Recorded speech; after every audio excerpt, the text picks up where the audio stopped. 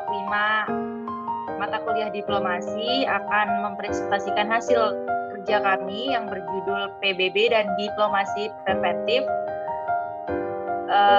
Makalah PPT ini kami disusun oleh saya, Niki, dan teman saya, Gita. Oke, kami akan mempresentasikan hasil kerja kami. Next. Pertama-tama, apa sih diplomasi preventif itu? Diplomasi preventif adalah suatu tindakan untuk mencegah timbulnya suatu sengketa di antara para pihak, mencegah meluasnya suatu sengketa atau membatasi perluasan suatu sengketa. Diplomasi preventif didefinisikan sebagai sebuah langkah metode resolusi perselisihan secara damai seperti yang disebutkan dalam artikel 33 Piagam PBB yang diterapkan sebelum perselisihan melewati ambang batas untuk memicu konflik. Tujuan dari diplomasi preventif yakni mewujudkan perdamaian dunia secara global, kolektif, dan universal. Contoh dari diplomasi preventif yakni misi peacekeeping PBB di Makedonia pada tahun 1995 sampai dengan tahun 1999 yang merupakan aksi preventif pertama oleh PBB.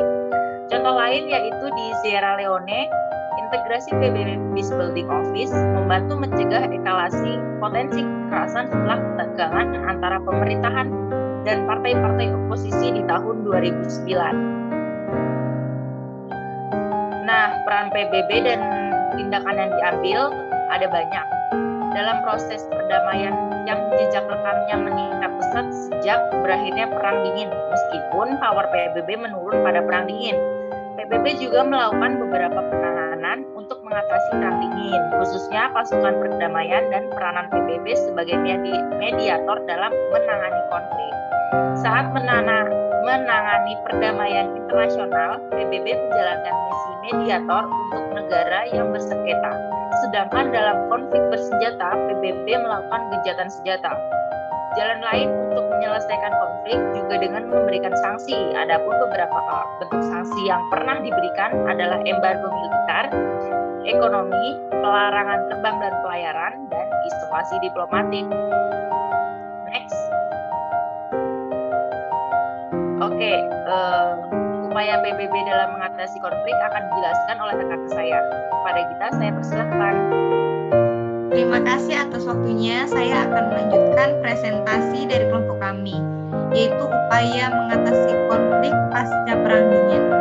Kategori utama intervensi perdamaian PBB ada 6, yaitu yang pertama, conflict prevention adalah tahap awal resolusi konflik dalam agenda perdamaian PBB yang membutuhkan analisis yang cermat serta informasi yang tepat akan faktor pendorong terjadinya konflik.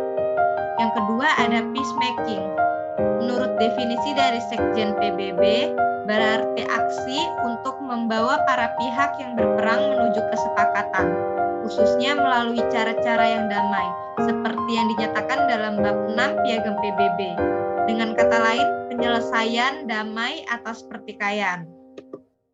Yang ketiga ada peacekeeping, adalah suatu operasi yang melibatkan personel militer tetapi tanpa kekuatan daya serang, yang dibawahi oleh PBB untuk membantu menjaga atau memulihkan perdamaian dan keamanan internasional di wilayah-wilayah berkonflik.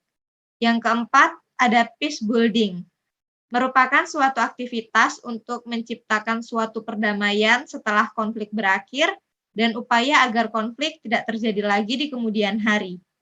Kegiatan yang dilakukan setelah perang dengan cara memperbaiki hal-hal yang terjadi akibat perang dan memperbaiki tatanan ekonomi dan sosial dalam suatu negara agar tercipta kemakmuran.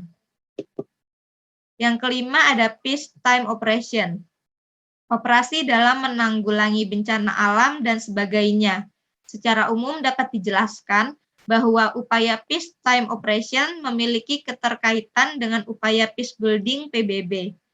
Kuat kaitannya dengan misi kemanusiaan dalam bentuk penanggulangan bencana, kesehatan, dan berbagai sektor kemanusiaan lainnya. Dan yang terakhir ada peace enforcement, operasi penegakan perdamaian yang sesuai dengan resolusi Dewan Keamanan PBB dan hukum internasional yang berlaku. serta asas-asas partisipasi. Upaya peace enforcement lebih menitikberatkan pada upaya membangun pemahaman dan pengertian serta meyakinkan pihak-pihak yang bertikai bahwa tidak banyak yang mereka peroleh dengan cara bertikai, sehingga membuka jalan untuk mewujudkan perdamaian. Selanjutnya kesimpulannya dari presentasi kami ini, yaitu berakhirnya Perang Dunia Kedua bukan berarti tidak ada lagi perang. Perang dingin yang terjadi karena Amerika Serikat dan Uni Soviet yang memperebutkan pengaruh dari negara lain yang menimbulkan perang dingin, dan PBB sebagai organisasi yang menaungi banyak negara tentu saja turun tangan. Walaupun sejak Perang Dunia II power PBB menurun, tentu tidak membuat semangat PBB sebagai organisasi yang menjaga kestabilan negara yang sedang terjadi konflik. Dengan upaya-upaya yang dilakukan PBB, Perang Dingin berakhirnya pada tahun 1980-an seiring dengan bubarnya Uni Soviet pada tahun 1991.